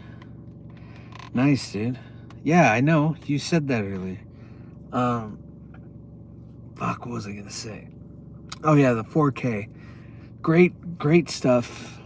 Ups everything. Makes it a lot easier to understand. The first one, the subtitles, there were problems with it. But like, you know, I don't live in Greece. Oh, okay. Oh, you live off the coast of, okay, I got you. But yeah, no, after that, it's just like merchandise city for Shin Godzilla. Like in America. Like there's shit in Japan, obviously, but there's virtually nothing for Shin Godzilla here. And so they did fucking one of those, I don't know what the name of it is, those posters that like you turn it one way and you turn it this way and the character moves and the image shifts or something. They had a Shin Godzilla poster for that you can no longer pre-order. You can get fucking toys now, fucking a toothbrush holder. I'm just like, it's crazy how much, like, I'm glad Japan is finally getting here in a mainstream way. And I'm glad and like from what I heard with the Shin Godzilla releasing over here, it did fucking, like, it's like in its first week of re-release did what it did when it released for a week here. So in just a day, it made its box office from its first initial run back, you know. So it's just, and it's considered a success. So Toho, make Shin Godzilla 2, for the love of God, please. I beg you. I love that. Love it. Movies that are coming up that I'm seeing Downton Abbey later today. The new Downton Abbey movie. I love Downton Abbey.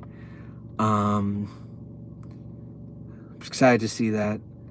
What else? October. I'm gonna see him. Probably on my birthday. So this whole week is my birthday week. So I'm probably gonna stream every night, and then I'm probably gonna stream on my actual birthday, like the full day. So I got a few things planned, a few fun things. One of them is bowling, and then I'm going to my first ever gun range, which is gonna be so fucking fun. You know, I've never been, and like, you know, my uncle was just like, dude, what do you want to do on your birthday, man? I'm taking off, dude. Let's go crazy, man. So he had mentioned bowling, and I'm like, yeah, dude, I was actually thinking about that, but like at a classic bowling alley. I don't want to go to one of these laser smoke fucking machine places with like either like 80s rock blaring or fucking just rap or just fucking neon blue black light pins and all that shit. I don't like any of that shit. I want like an old school Big Lebowski bowling alley. And then I had mentioned, like, this was like a few days ago, after what happened with Charlie Kirk, and I said, like, I was thinking also, like, if bowling doesn't work, like, we could do, like, we go to a range. Like, I've never been to, I don't know, like, I don't know where, or, like, that is. I don't know if it's like an outside of, on the outskirts of town type of thing.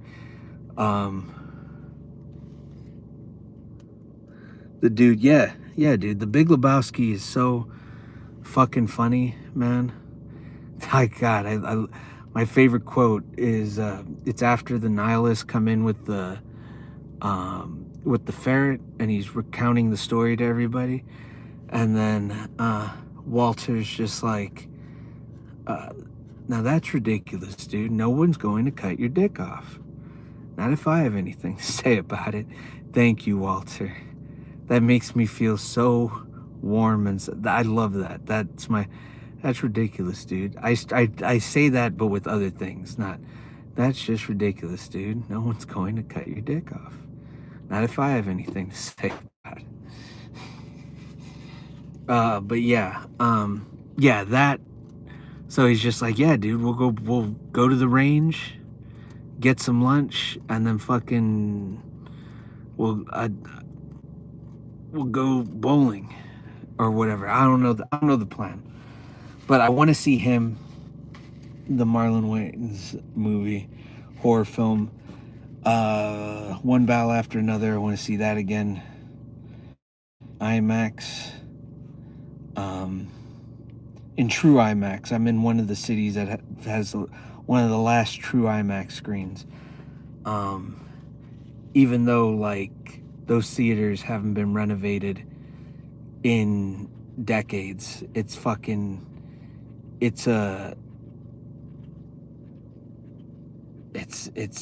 embarrassing.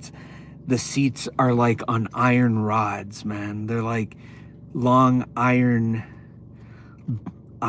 just with these old seats that the cushion is pretty much non-existent. You're sitting pretty much on hard plastic, and it's so tight. It's so like, it's fucked. It's annoying as shit to see any films that are longer than 2 hours in those seats. And if it's packed, Christ, fucking seeing Oppenheimer in that theater, to see the actual physical 70 millimeter print, although it was great and fun, and I loved seeing the scratches, and I loved seeing, the dust took me back. Those seats, I swear to God, I thought I'd look up and see Abraham Lincoln getting assassinated. That's how old these fucking seats were. But nevertheless, seeing One Battle After Another in there, and then I should be good till the 3rd. Answer the question. What question, dude? What question do you have? There's no other question.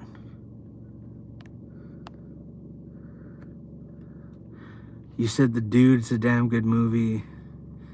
Yeah. I don't know the question, my guy.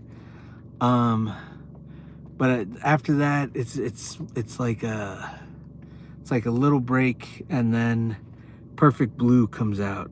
That shit's remastered. That shit's gonna look fucking crazy. If you haven't seen Perfect Blue, do yourself a favor. Try to find a screening for that, okay? Please. Dude, it's an incredibly prophetic anime film. Do you have censorship? Oh, you have censorship? No, dude, I don't have any censorship. What are you talking about? Dude, I don't even know how to make you a fucking moderator. You think I'm gonna fucking midstream change the rules? I try to put a title. I can't even put a description for whatever fucking reason. If I make the title too complicated, it freezes. And if I go back in the app, it's frozen on the live, whatever. I can't go live. So I have to every time I write a title, I copy it and then I, put not for kids and then I just go live. So, oh.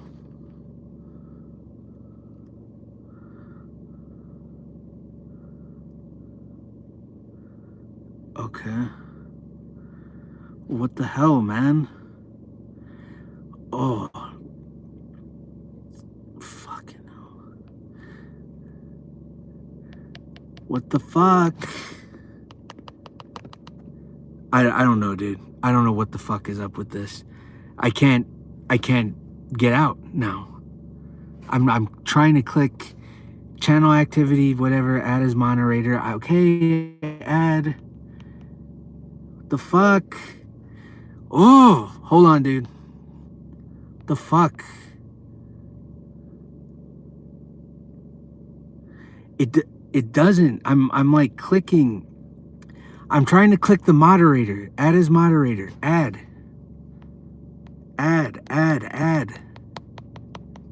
What the fuck? And then it freezes. Is it because I'm on shitty Wi-Fi or something? I'm sorry, dude. I'm trying to make you a fucking moderator, and it's like, no, fuck. I don't want to remove it. I'm sorry. Hold on, dude. Hold on. Oh, fuck. God damn it. All right. I don't want to fucking accidentally hide user on the channel. I don't want to do that. Yeah, maybe. Yeah, I might have to do it. This fucking this phone is fucked, dude. I don't know what the fuck is wrong with it. Seriously, this is the fuck. Hold on, let me try again. Cause it's removing your fucking things. And it's okay, I'm clicking your name. Okay, make moderator. And then it just registers that. God damn it. I'm sorry, dude. I don't want to fuck up your shit. Yeah, I'll have to do it on the computer. Okay, well, thanks for the tip. Now I know how to make people monitors. But anyway, my phone might die. Anyway, guys, thank you. I said all kinds of shit. Yeah, dude, I don't fucking know, man. No, there's no censor. The last question is asking if my mom was single. And then you just said, you don't have my politics. I'm American. I live off the coast of Greece. I don't live in Greece. The dude, good movie. Answer the question. Yeah, my bad, man. I'm sorry. Next stream, I'm gonna actually look at the settings and see what everything's at. Maybe that's why the followers have been going in and out like crazy. I have no fucking clue.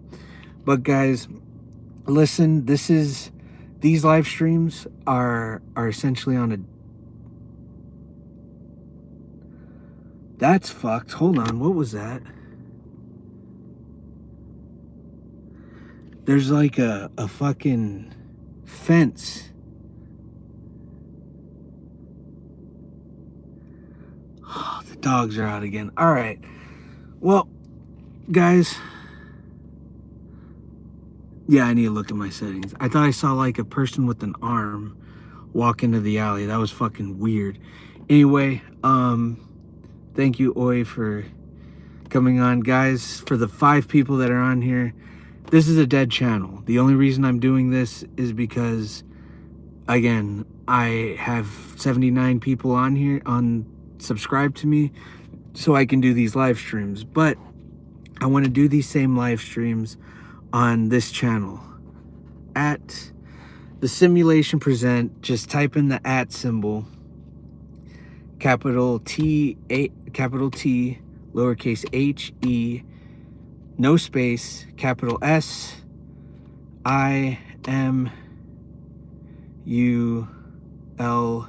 Edington presents all together. The simulation presents, and look for this logo or take a picture of it. Maybe it'll work, maybe it won't, but the simulation presents, that's the logo for it. Please go and subscribe. Get me to 50 so I can place, okay, yeah, pin it. Okay, hold on. Let me see.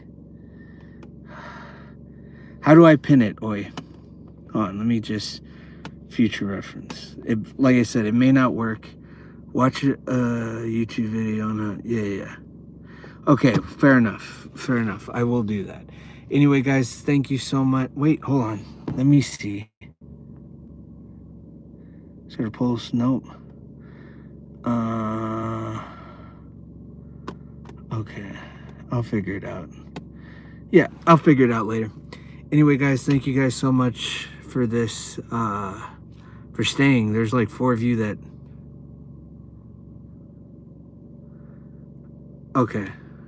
All right. Okay. Yeah. I'll figure out how to do all that shit, you know, when I wrap. But I gotta get these fucking dogs back in the backyard because they're running around like a couple of danglings. Anyway, thank you guys so much for the 5 of you that stayed. Simulation presents, please. I'm almost there. I'm at 38 subscribers so far, so getting there. But this will be up there sometime tomorrow, and I'm gonna start my birthday streams, so yeah, gin and cereal. You know what, I think that's how I'm gonna start my birthday, man. Gin and cereal. I haven't had gin in quite some time. What kind of gin do you drink, bud, before I leave? What's your preferred gin? Every time every time anybody says gin, I always think of Red Letter Media and Plinkett. Oh yeah, I'm gonna be, well, probably not the best, depending on when I go to the shooting range, because it's gonna be in the morning. So I don't think I should be drinking before I go to the range. That would be fucking nuts. But yeah, no, I'm probably gonna do a drinking stream. That'll be it. Get drunk, get fucking hammered. I'm getting hammered. And oh man, where did these fucking dogs? They just ran down the street. Anyway, guys, thank you guys so much. I'll see you guys later today. Probably talking about Downton Abbey. So, all right, bye guys.